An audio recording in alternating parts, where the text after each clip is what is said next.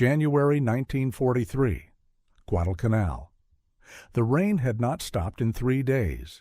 Beneath the low jungle canopy, the air smelled of mud, oil, and roasted meat. In a clearing hacked from the palms, a U.S. Army field kitchen hissed and steamed. Fat dripped from tins of corned beef onto the M1937 range, where a corporal turned the ladle with ritual precision. Nearby, men in soaked fatigues cupped enamel mugs, the steam of coffee rising like ghosts from the mud. It was the only warmth on the island that night. Across the ridge, unseen in the tangle, a Japanese patrol crouched motionless.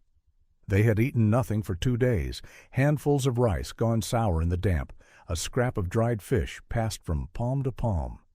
The smell of cooked meat carried through the rain, heavy and unreal. One of them muttered bitterly, "They waste meat like kings." Neither side knew that the difference between them, the meal and its absence, was shaping the war itself. By 1942, the Pacific had become less a map of islands and more a vast ocean of hunger. Every palm-fringed atoll, every volcanic ridge, was governed not only by courage or strategy, but by tonnage. How much food, fuel, and ammunition could arrive before the sea closed again? The war in Asia had outgrown any single battlefield. It had become a contest of endurance measured in calories, steel, and steam. The Imperial Japanese Army entered the Pacific War under a doctrine of self-denial. For decades, its officers had preached that spirit could outlast supply, that discipline could substitute for meat, and that soldiers who lived simply would move swiftly. Each man carried a day or two of rice and barley, dried fish and pickled vegetables. The rest was to be foraged or shipped by sea in tiny convoys. Their belief was older than modern war, rooted in campaigns across China, where railways were near and villages full. But the Pacific was another planet. On Coral Islands, there were no fields, no livestock, and the tropical heat turned rice to rot within days. The U.S. Army and Marine Corps thought differently.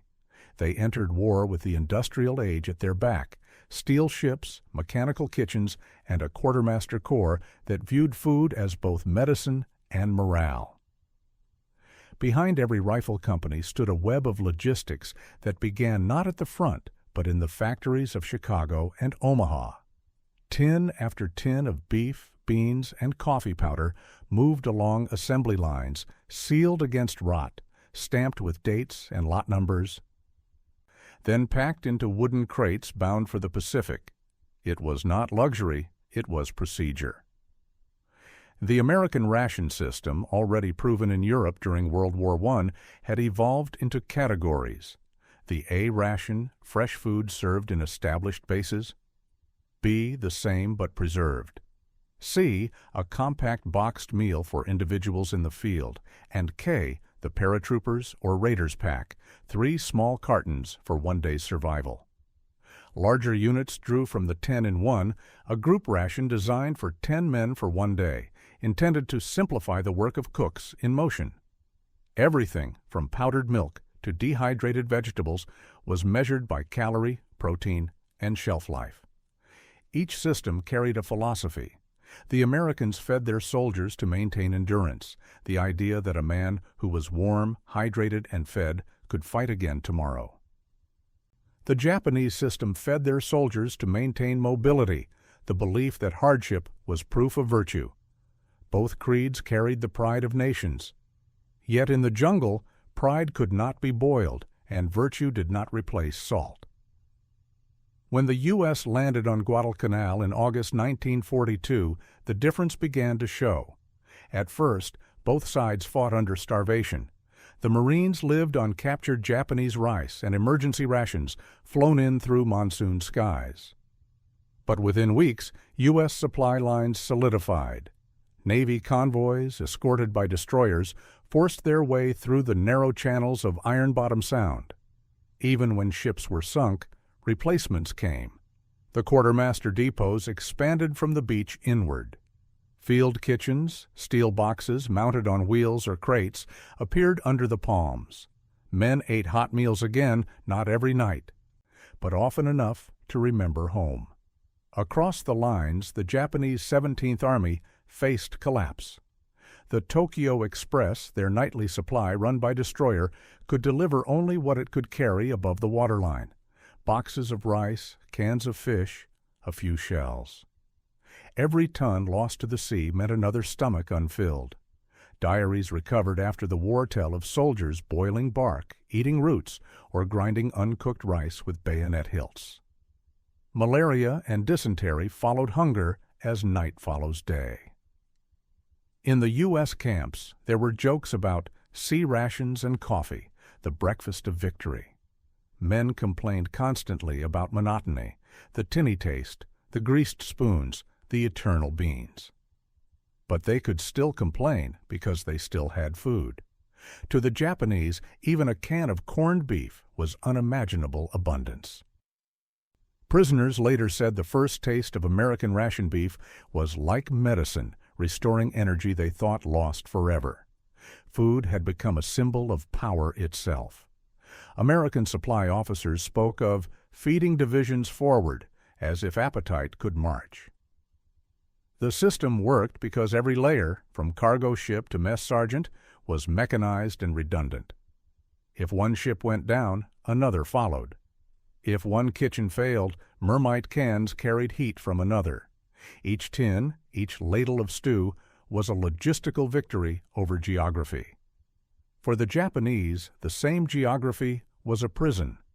Their light infantry philosophy, effective in China, condemned them in the Pacific.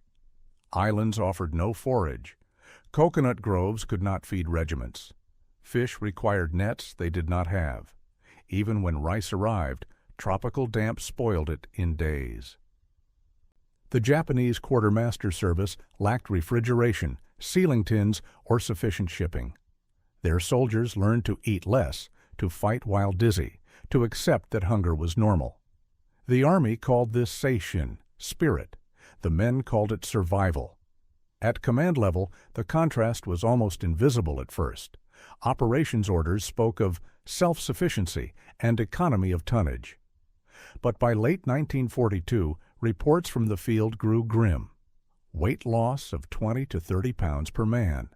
Cases of beriberi and pellagra from vitamin deficiency. Men fainting under loads.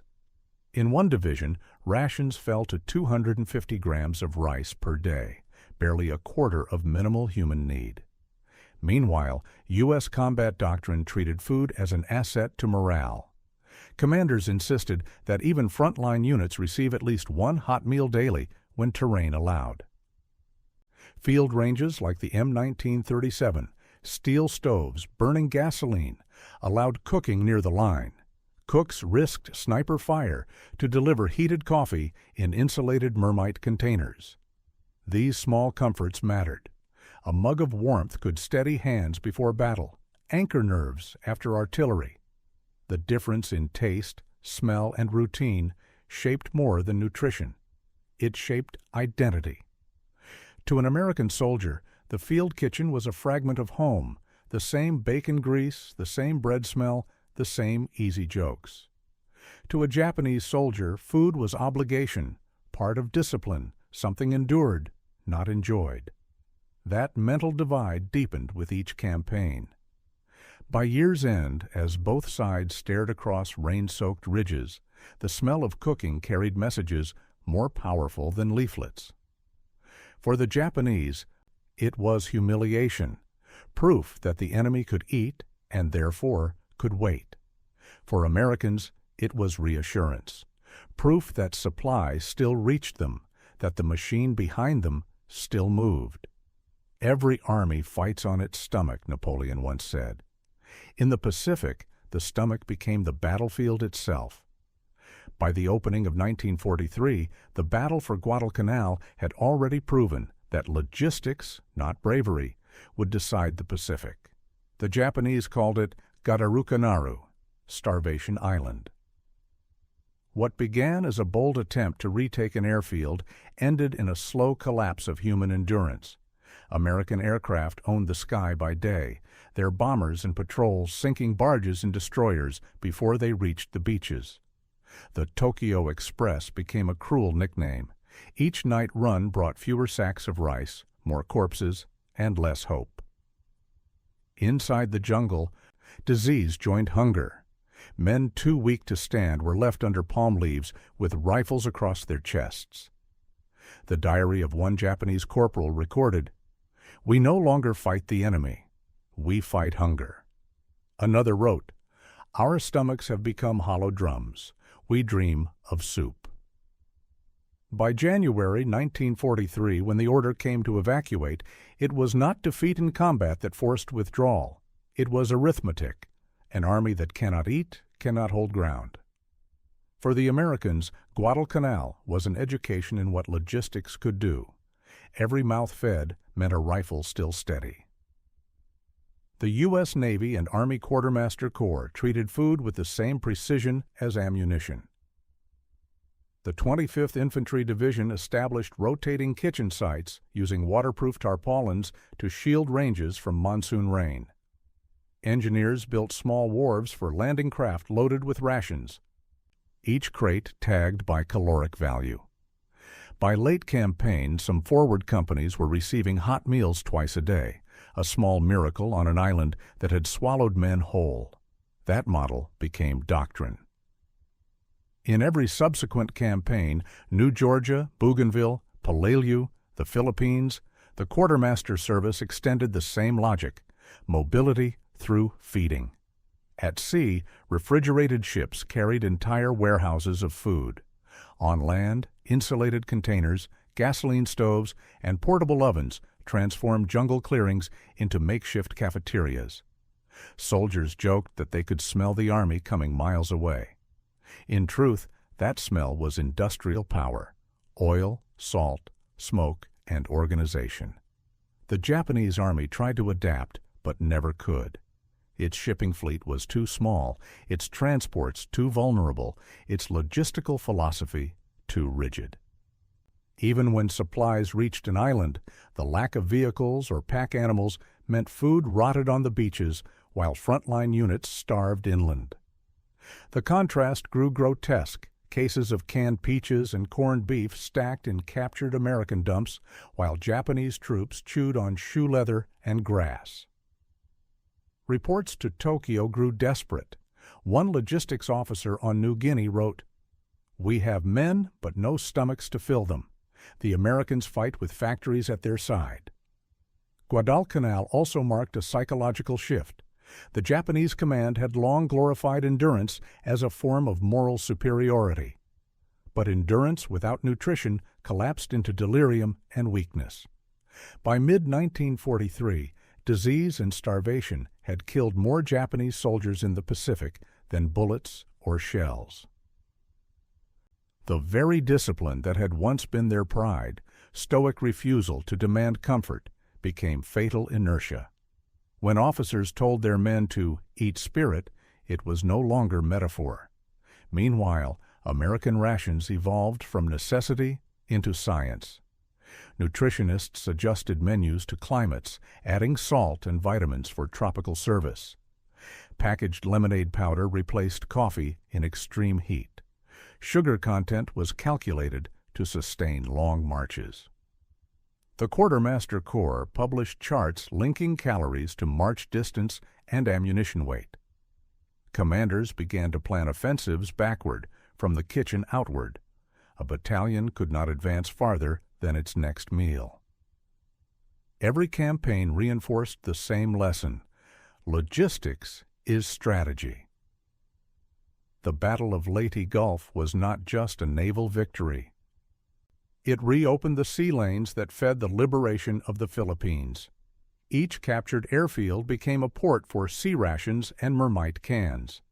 At Okinawa, as kamikazes hurled themselves at supply ships, U.S. forces still maintained daily feeding cycles.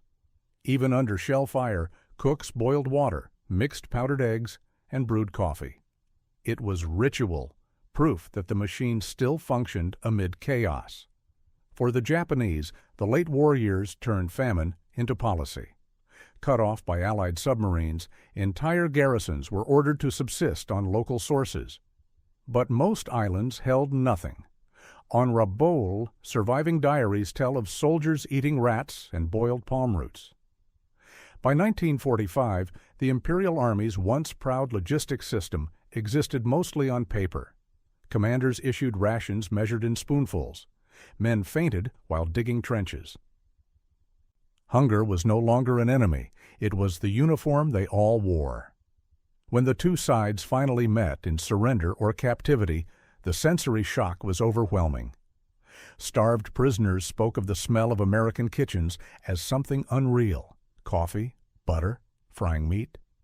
They described it as the scent of another world, a civilization that could afford warmth. American correspondents noted that these smells carried further than sound. Even jungle birds went silent when the wind changed.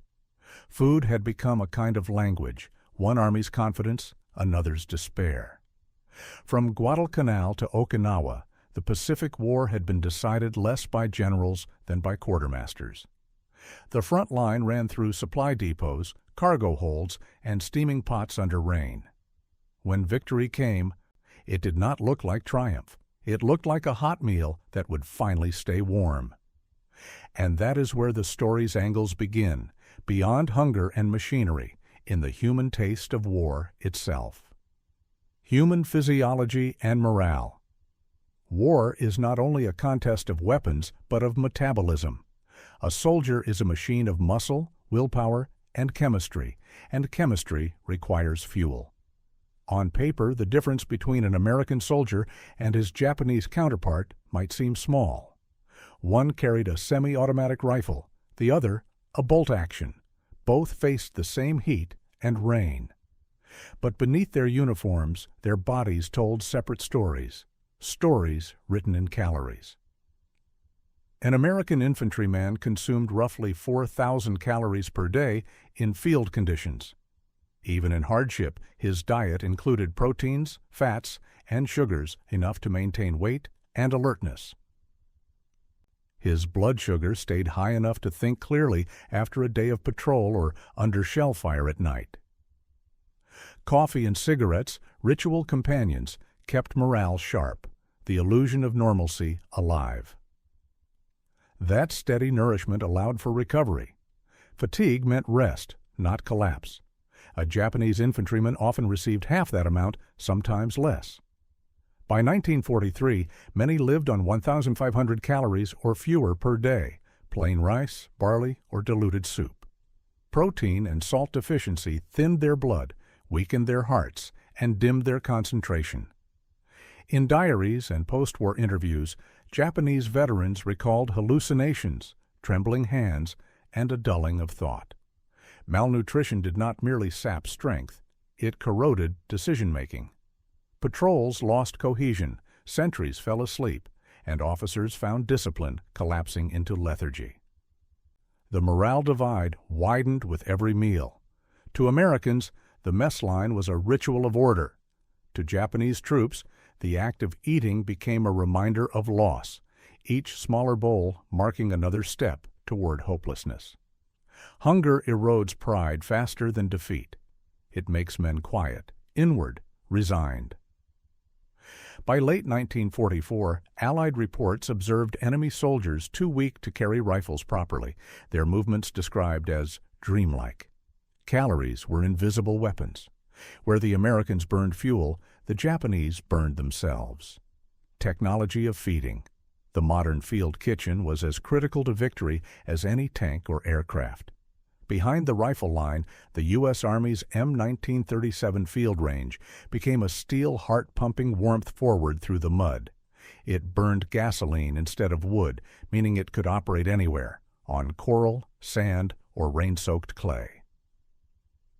Its two burners could boil 40 gallons of water in minutes, cook soup in one pot while frying meat in another. The whole contraption folded into metal chests, carried by jeep or trailer. What made it revolutionary was scale. Each division's quartermaster company could deploy dozens of ranges simultaneously, feeding thousands in rotation. When terrain or enemy fire blocked movement, insulated mermite containers took over, cylindrical metal carriers lined with asbestos and cork capable of keeping stew hot for 6 hours. Cooks ladled food into them, sealed the lids, and loaded them onto trucks or mules. By dusk, frontline foxholes received steaming rations that might have been cooked 10 miles away. To an exhausted soldier, that system was a miracle. It turned industrial power into human comfort. Even the sound, the clank of ladles, the hiss of fuel, became part of the soundscape of Allied warfare, reassurance that order still existed amid chaos.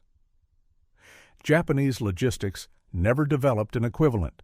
Their field kitchens were minimal, lightweight wooden boxes and hand stoves that burned charcoal or wood.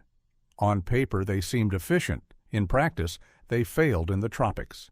Wet wood smoked rather than burned, revealing positions to enemy aircraft.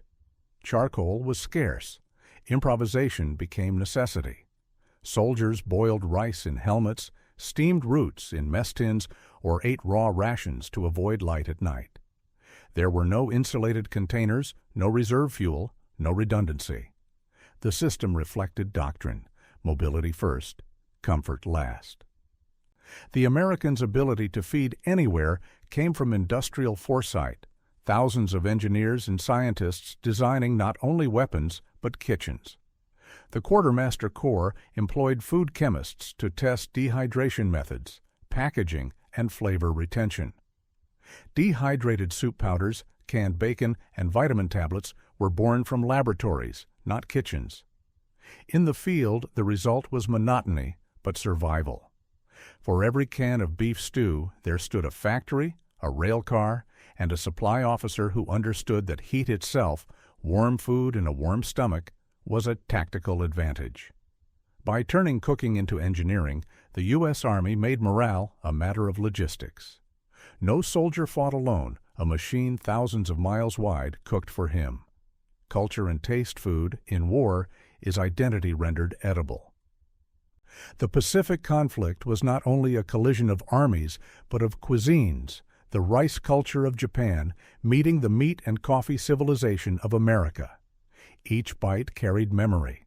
The Japanese taste of home was plain, ritualistic, built on rice and miso. The American taste of home was layered with fat, sweetness, and abundance. When those flavors met in the tropics, they told two different stories of civilization. Japanese officers often dismissed American soldiers as soft because they ate too much and too often.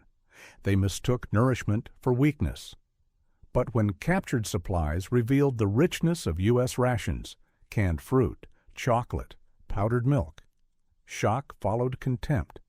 Prisoners of war later remembered tasting corned beef for the first time, describing it as like tasting life again. Flavor became proof of power. The smell of coffee brewing at dawn, impossible to mask, announced the American presence long before gunfire did.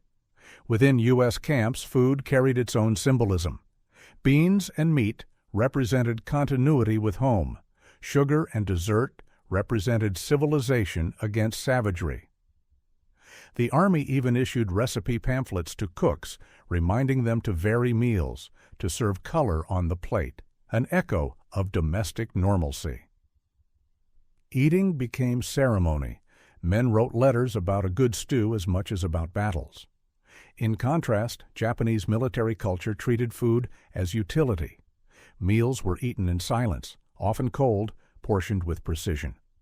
The virtue lay in restraint, not enjoyment, but restraint turned into deprivation.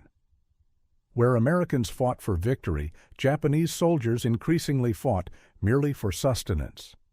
Hunger blurred hierarchy, discipline, and purpose.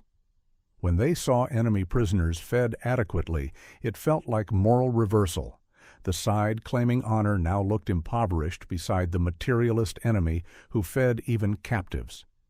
That difference in taste extended beyond survival. It shaped propaganda, morale, and memory. The American soldier associated his army's flavor, grease, salt, coffee, with strength. The Japanese soldier associated his hunger with purity, but purity could not sustain a campaign. By 1944, the phrase heard among captured soldiers, "They eat like kings," was not sarcasm. It was confession. The taste of war had become its metaphor: warmth versus emptiness, abundance versus sacrifice. From calories to culture, food revealed which side believed it could afford tomorrow. And that brings us to the next layer of perspective: the machinery behind flavor, ships, tons, and the arithmetic of survival, logistics, and tonnage. Behind every rifle fired in the Pacific stood a cargo ship. Warfare across the ocean was an equation of distance and weight. A single U.S. infantry division in the field required thousands of tons of supplies each week: ammunition, fuel, uniforms, medical kits, and above all, food. To feed 15,000 men even modestly demanded an uninterrupted chain of ships, docks, warehouses, and trucks stretching from California to the island front. That chain became the spine of American strategy. The United States possessed it. Japan did not. American logistics in the Pacific functioned like a conveyor belt of steel. Liberty ships, hastily built but reliable, steamed across the ocean in convoys guarded by destroyers and aircraft. Each carried not only bombs and vehicles, but flour, sugar, and meat packed in tin. On arrival, floating depots and LSTs, landing ship, tank, offloaded cargo directly onto beaches through causeways and pontoon piers. From there, trucks or amphibious tractors carried rations inland. Commanders like Admiral Nimitz and General MacArthur understood that no operation could advance faster than its kitchens. The measure of progress was not miles captured, but calories delivered. For Japan, the numbers were cruel. By late 1943, American submarines had turned the Pacific into a starving ocean. Japan lost more than half its merchant fleet, and with it, the arteries of supply. Each sunken transport meant tens of thousands of meals that would never arrive. Some garrisons, once isolated, were written off entirely. Headquarters called them self-sustaining units, a euphemism for abandonment.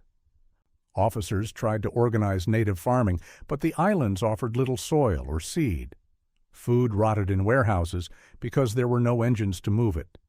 Even when Japanese ships slipped through, they carried only what could be hidden above decks: sacks of rice, a few crates of canned sardines, a cargo measured not in tons, but in desperation.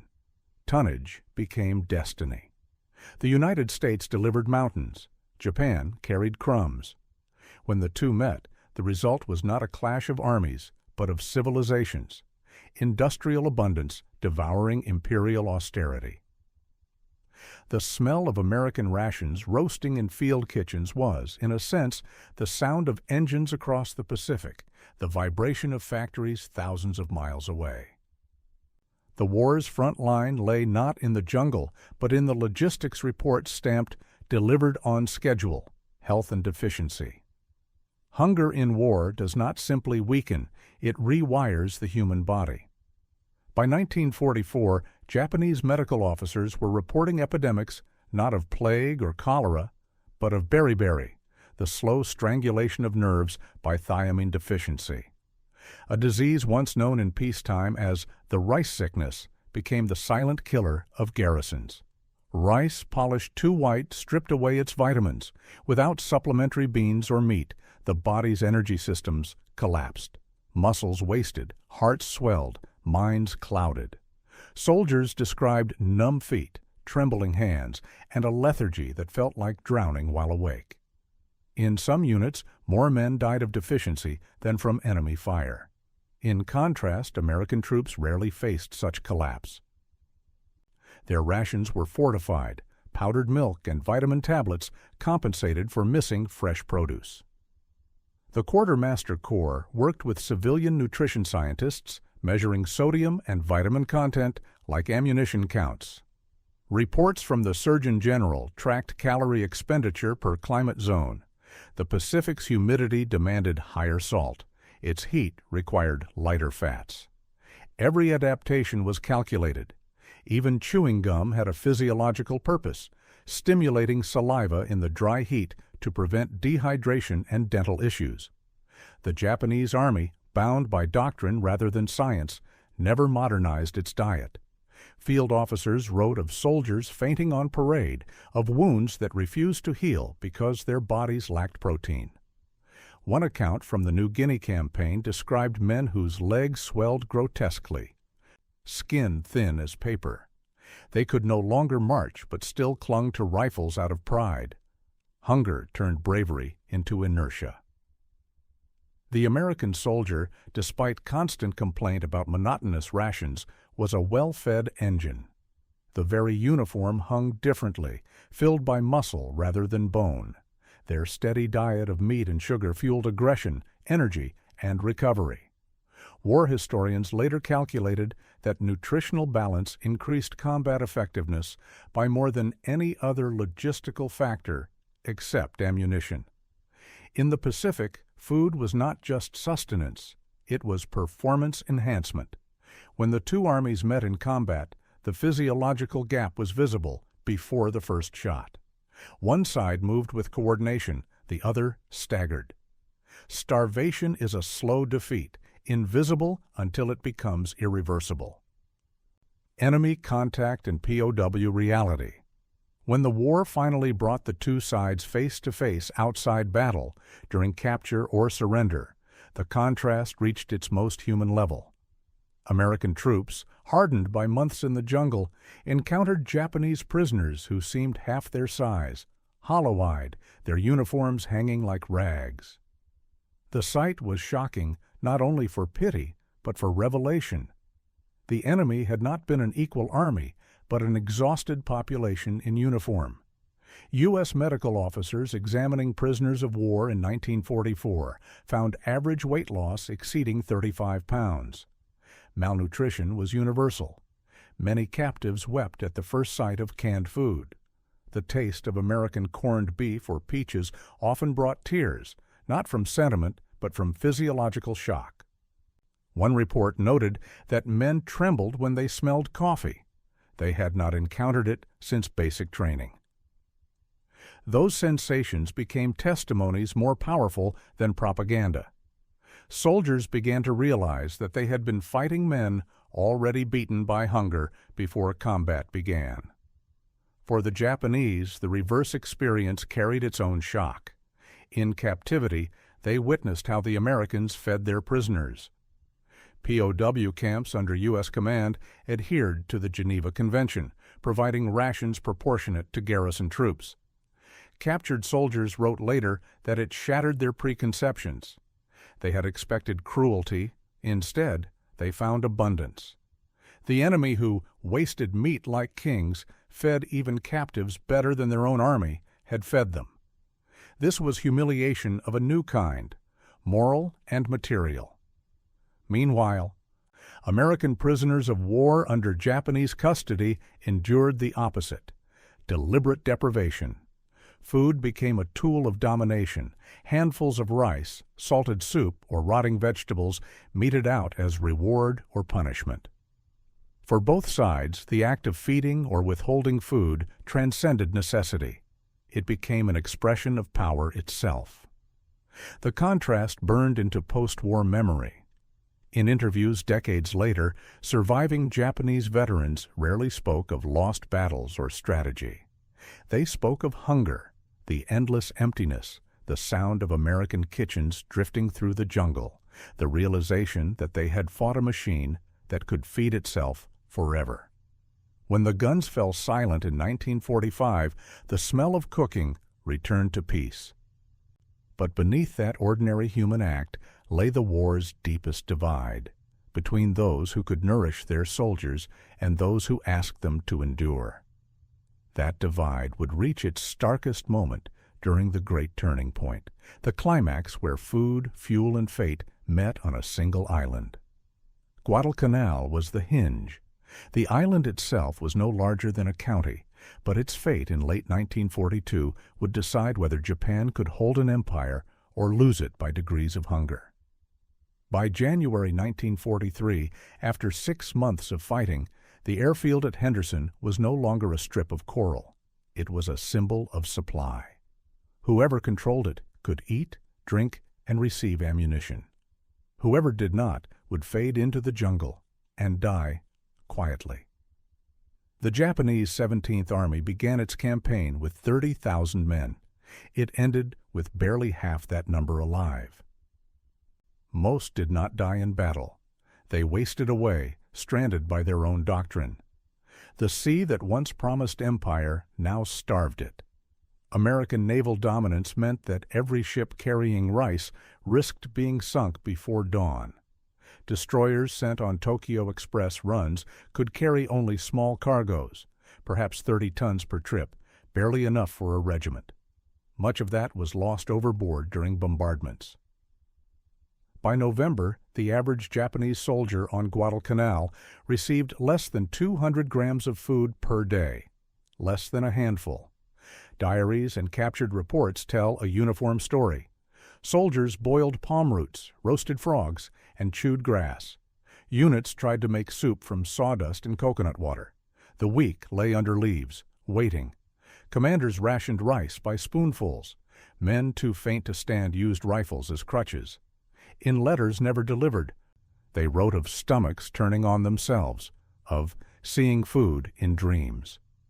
The jungle was littered with helmets used as cooking pots, abandoned when men no longer had the strength to carry them. Across the ridge, the Americans lived in another reality, hard, filthy, but fed. The quartermaster units had established a beachhead of steel and order. Field ranges clanged beside stacks of fuel drums. The smell of frying bacon drifted through the palms at dawn. Men still cursed their sea rations, still longed for fresh bread, but they were alive and functional. Their calories were more decisive than their bullets. When American patrols advanced, they found Japanese trenches filled with men too weak to resist. The myth of the fanatical enemy was replaced by the sight of starvation's ruin. They were skeletons in rags, one Marine wrote. Some still tried to salute. Others crawled toward discarded tins, mistaking them for food. The U.S. victory on Guadalcanal was recorded as a military triumph, air superiority, naval gunfire, and ground endurance. Yet at its core lay logistics. The Japanese had lost not only ships, but the ability to feed their soldiers. Commanders in Tokyo refused to believe starvation reports, assuming exaggeration. They continued to demand attacks, and men continued to die trying to obey. Starvation became mutiny's quiet twin, discipline held only through habit, spirit once worshipped turned brittle. By contrast, the Americans were learning to perfect abundance. Each week the system grew smoother, faster unloading, better storage, insulated food containers reaching the front. The island became a laboratory of supply under fire. Even in monsoon conditions, soldiers received hot coffee and stew. Marines joked that they could tell time by the smell of lunch drifting through the drizzle.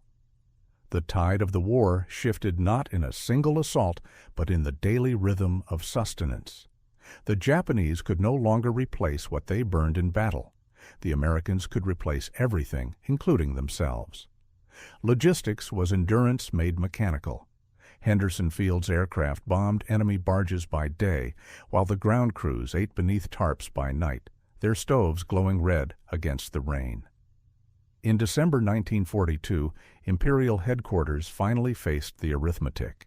They had sent men into an island that could not feed them, supplied by ships that could not survive. The decision to evacuate was made in secret, code-named Operation KE. It was not a retreat of strategy, but of starvation. Over 3 nights in January 1943, destroyers crept through the darkness, evacuating what remained of the 17th Army, 11,700 men, most unable to walk. Nearly all weighed under 100 pounds. Medical officers described them as living ghosts. The rest, thousands left behind, died silently in the jungle. When the Americans discovered the evacuation, they were stunned by the scale of ruin. They found diaries buried in mud, letters home folded around fragments of rice. Graves were shallow, often unmarked. Marines called Guadalcanal the island that ate an army. The Japanese had believed that willpower could defeat hunger. Guadalcanal proved that hunger defeats willpower. Spirit without sustenance is suicide. The myth of the invincible imperial soldier cracked permanently there. For every bullet fired, 10 soldiers starved. The same discipline that had carried Japan to conquest now shackled it to despair. For the Americans, the lesson was burned into doctrine: never fight hungry. From then on, every operation would begin not with gunfire, but with supply. The Quartermaster Corps expanded exponentially, its charts of tonnage now considered strategic documents. Commanders learned to measure victory not in ground gained, but in rations delivered per man per day. The Pacific's endless distances could not be conquered by courage alone. They could only be crossed by ships filled with food. The evacuation of Guadalcanal was, in every sense, the first major Japanese defeat of the war. It was also the moment when logistics became destiny. The Americans had discovered that an army that could eat could outlast anything. The next campaigns, New Georgia, Bougainville, and the long leap toward the Philippines, would repeat the pattern: feed, build, advance. Each spoonful of hot stew became a small act of conquest, and so the turning point of hunger at Guadalcanal set the rhythm for all that followed, the rhythm of an empire losing its appetite and another learning how to feed itself into victory. When Guadalcanal fell, Japan lost more than an island. It lost the illusion that discipline could replace logistics. The defeat forced Tokyo to confront an unspoken truth: spirit alone could not carry a rifle across the Pacific.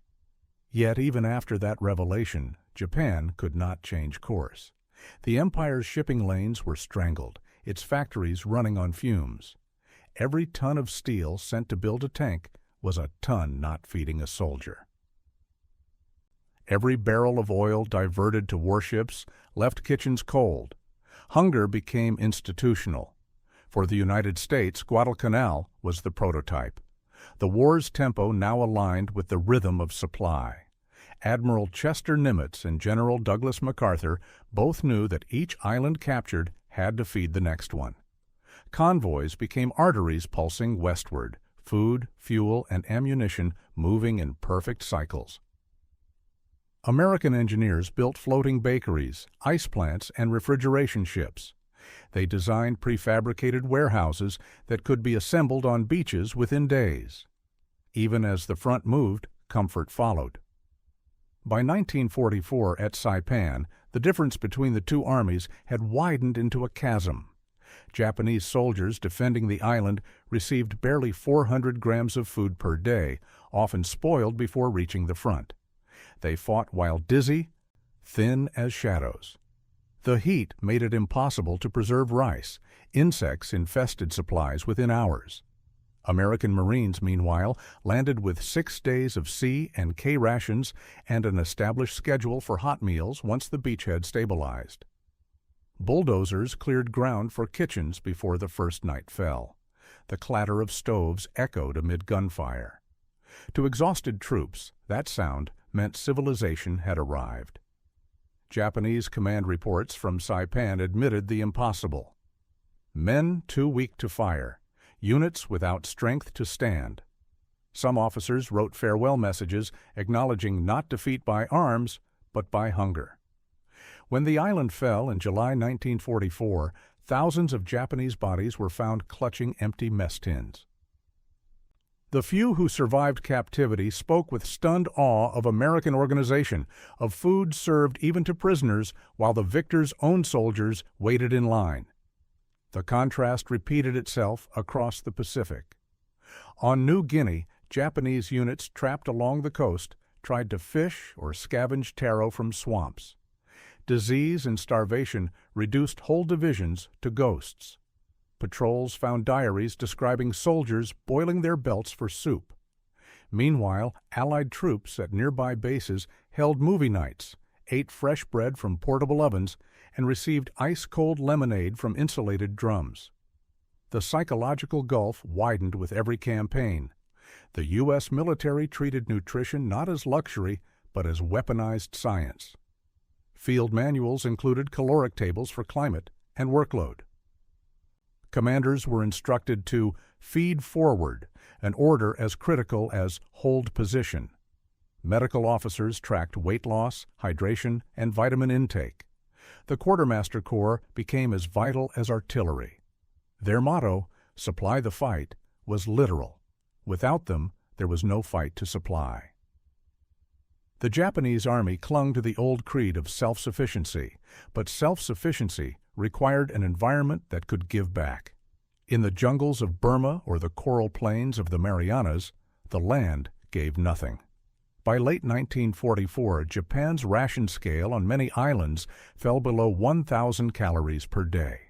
Starved soldiers resorted to foraging, theft, and in rare documented cases, cannibalism, acts of despair rather than cruelty. These were men abandoned by a system that had run out of ships and illusions. The Americans saw starvation not as cruelty, but as an ally. Naval blockades targeted supply convoys relentlessly. Each ship sunk meant thousands more enemies too weak to fight. Submarine commanders calculated tonnage of food destroyed alongside ammunition, measuring victory in hunger. By 1945, the Pacific's waters had become Japan's famine line. At Leyte and Luzon, the pattern solidified. American troops advanced behind mobile kitchens mounted on trucks. Gasoline stoves hissed beside tanks. Convoys carried ice cream mix to the front lines. The symbolism was not lost on observers. An army so well fed it could afford dessert while the enemy starved in tunnels. It was not arrogance, it was logistics turned into morale. Fatigue faded faster after a hot meal. Courage lasted longer after a cup of coffee. Generals measured operational tempo in calories per man per day. By Okinawa, the last and bloodiest battle, the disparity reached its cruel conclusion. Japanese defenders entered their caves with 2 weeks of rations, already aware that resupply was impossible. American bombardment sealed most storage tunnels, and starvation became universal. Survivors recalled the gradual fading of strength, the silence of units that could no longer shout, then no longer move. In contrast, American mess lines operated even under artillery fire. Kitchens were struck repeatedly, but rebuilt within hours. Food became ritual defiance. A soldier could endure fear as long as he knew dinner would arrive. The most striking image of Okinawa came not from combat, but from contrast. In April 1945, a group of Japanese prisoners were marched past an American mess tent. They halted involuntarily at the smell, roasted meat, coffee, biscuits. A sergeant watching them later said, "You could see in their faces they finally understood why they'd lost." It was not mockery. It was revelation. An empire built on scarcity, facing one built on supply. Even as Japan's homeland starved under blockade, American bases swelled with abundance. Warehouses in Guam and the Philippines overflowed with surplus food, millions of cans of meat, fruit, and milk powder. Logistics had become overcapacity. When the atomic bombs fell months later, the military machine that had fed victory was already preparing to feed reconstruction. The same supply ships that once carried rations for invasion now carried relief packages for the defeated. Food, which had been the quiet weapon of war, turned overnight into the language of peace. Guadalcanal had shown that starvation breaks armies. Okinawa proved it breaks nations. The empire that once mocked American indulgence, "You waste meat like kings," was undone by its own hunger. The Americans' waste was, in truth, surplus, an overflow of capacity, an industrial rhythm that never stopped cooking. When victory came in August 1945, It did not roar. It hummed with the steady sound of stoves and engines. The same field kitchens that had followed the war's front lines now lined the docks at Yokohama, feeding both conquerors and conquered.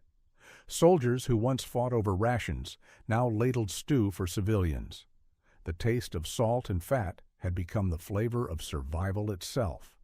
And in that transformation, from sustenance to symbol, the Pacific War reached its quietest but most decisive conclusion. The side that could feed would rule, and the side that could not would vanish into hunger's silence. When the war ended, the silence that followed was not peace. It was exhaustion. Across the Pacific, the landscape itself seemed starved. Jungle clearings where field kitchens once hissed were littered with empty tins and rusted stoves. In the abandoned Japanese camps, the smell of decay still lingered, bamboo huts filled with bones, diaries, and mess tins dented thin from use as spoons and cups. The empire that had once marched across Asia ended not with explosions, but with hunger. Medical teams entering former Japanese positions recorded scenes that blurred the line between battlefield and famine zone. Men captured in New Guinea weighed less than 90 pounds. Many could not walk.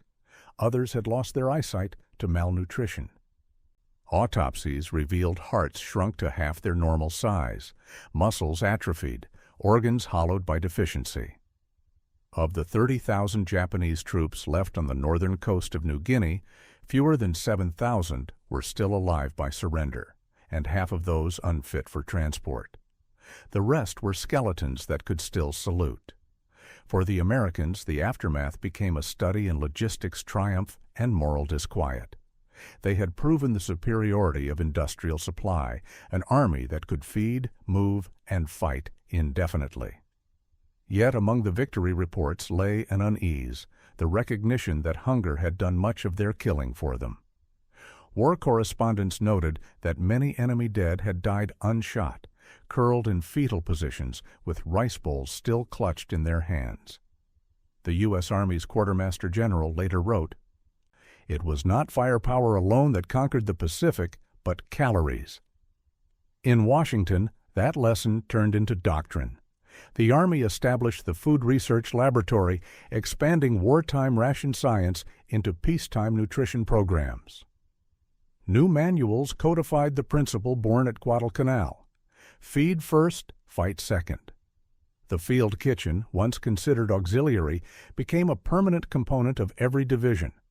Wartime engineers went on to design civilian canning systems and global food relief methods, turning lessons of war into foundations of peace. Japan, meanwhile, faced famine at home. Allied blockades had cut its lifelines. The nation's rice harvest was the smallest in decades. Millions faced starvation that winter. Ironically, it was American logistics that saved them. Surplus rations, canned meat, and powdered milk from Pacific depots became the core of emergency aid. The same ships that once carried invasion forces now carried sustenance.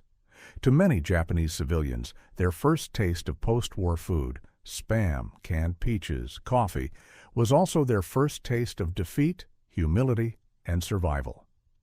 The Pacific War had ended, but its real legacy was written not in strategy, but in sustenance. Hunger had rewritten military science, forcing armies to see feeding not as charity, but as command. And as the world rebuilt, another question began to rise. What did this war reveal about the civilization that could feed its enemy better than the enemy could feed itself? In the months after Japan's surrender, the warehouses of war became kitchens of peace. The U.S. Army Quartermaster Corps, once tasked with feeding soldiers, now fed nations. From Manila to Yokohama, pallets of tinned meat, powdered eggs, and dehydrated vegetables rolled off ships that had once carried munitions. American soldiers who had fought in rations now served them to the hungry, ladling stew to civilians through the same mermite cans that had sustained them in battle. The transformation was both practical and symbolic. The machinery of logistics, born for conquest, had become the architecture of relief. Japan's post-war hunger was not metaphorical, it was immediate. The 1945 harvest yielded barely half the nation's caloric needs. Urban centers starved first. Families bartered heirlooms for rice, dug through refuse for vegetable peelings. Yet amid that desolation came an unfamiliar taste. American surplus food, labeled U.S. Army property, became black market currency, then sustenance, then normality. Spam and condensed milk entered the Japanese lexicon as symbols of both defeat and survival. For a generation raised on scarcity, these flavors, salted, fatty, foreign, tasted like the strange, new peace.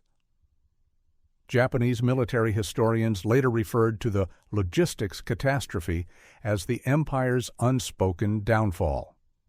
Official studies by the former Imperial Army's Operations Bureau concluded that more than 60% of its Pacific casualties were non-combat losses, disease, exposure, and starvation. Our soldiers, one report stated, were asked to live as spirits, but they died as men. Post-war officers, stripped of rank, wrote memoirs reflecting on the arrogance of underestimating supply. One colonel wrote, "We worshipped endurance and despised consumption. We forgot that endurance without sustenance is merely a slow death." Meanwhile, the United States institutionalized the opposite lesson. Wartime ration science flowed directly into post-war abundance. The Office of Strategic Services studies on nutrition evolved into peacetime programs that shaped civilian food policy and international relief efforts. Out of this apparatus emerged organizations like CARE and later USAID, whose origins lay in the quartermaster warehouses of the Pacific. Food had become geopolitical power. Grain shipments replaced bombers, canned goods replaced fleets. The same logistical rhythm that had won the war now defined peace itself. Culturally, the memory of eating well in war became part of the American soldier's mythology. Veterans remembered the hiss of stoves, the bitter comfort of coffee brewed in shell fire, the taste of warmth in an unending rain. In letters and memoirs, they often contrasted their abundance with the enemy's deprivation. "We fought a hungry army," one Marine wrote, "and you could smell their defeat before you saw it." The field kitchen became a symbol of civilization at war, proof that America could remain human amid destruction. In Japan, the opposite memory endured. Hunger became a moral scar. Post-war literature and film returned obsessively to the image of the empty bowl, the emblem of obedience turned tragedy. Families who lost sons to starvation in the Pacific kept their mess tins as memorials, polished and placed on household shrines. Teachers spoke of gammon, the virtue of endurance, now reinterpreted as a warning rather than pride. The empire had learned that endurance without nourishment is a form of national blindness. By the 1950s, as Japan rebuilt under U.S. occupation, food became the first arena of transformation. School lunch programs introduced bread and milk, symbols of the new order. American advisors called it nutrition reform. Japanese commentators called it the taste of democracy. Either way, the nation that once mocked Americans for wasting meat like kings now rebuilt itself on their leftovers. Out of defeat came appetite, and out of appetite, recovery. The Pacific War's aftermath revealed something profound about modern conflict, that victory belongs not only to those who can fight, but to those who can feed. Logistics had become philosophy. Power was measured in calories, efficiency, and compassion.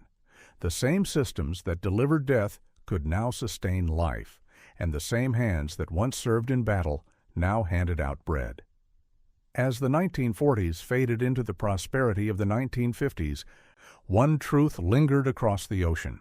History remembers the generals, but it is written by the quartermasters. And in that ledger of tonnage and hunger, the Pacific War closed its account, not in glory, but in the quiet arithmetic of sustenance. In the Pacific, victory did not thunder. It simmered, it boiled, it smelled faintly of grease, coffee, and salt. Long after the last gun fell silent, the scent of cooked food still drifted through the ruins of empire, reminding survivors of what truly decided the war. Not only courage, not only steel, but the humble, relentless act of feeding men who still had the strength to fight another day. The story of the Pacific War is often told through battles: Midway, Iwo Jima, Okinawa. Yet behind every flag raised and every order given lay the quiet arithmetic of sustenance. Tonnage replaced rhetoric. Calories replaced slogans. A man's endurance, his aim, his will to rise again tomorrow, all began with the warmth of a meal. The United States understood this instinctively, industrially. Japan understood it too late. There is something profoundly human in that truth. The empire that glorified hunger was undone by it. The nation that fed its soldiers as it would its citizens became the one to feed its enemies as well. In the end, food became the war's most eloquent symbol, of cruelty, of mercy, of civilization itself.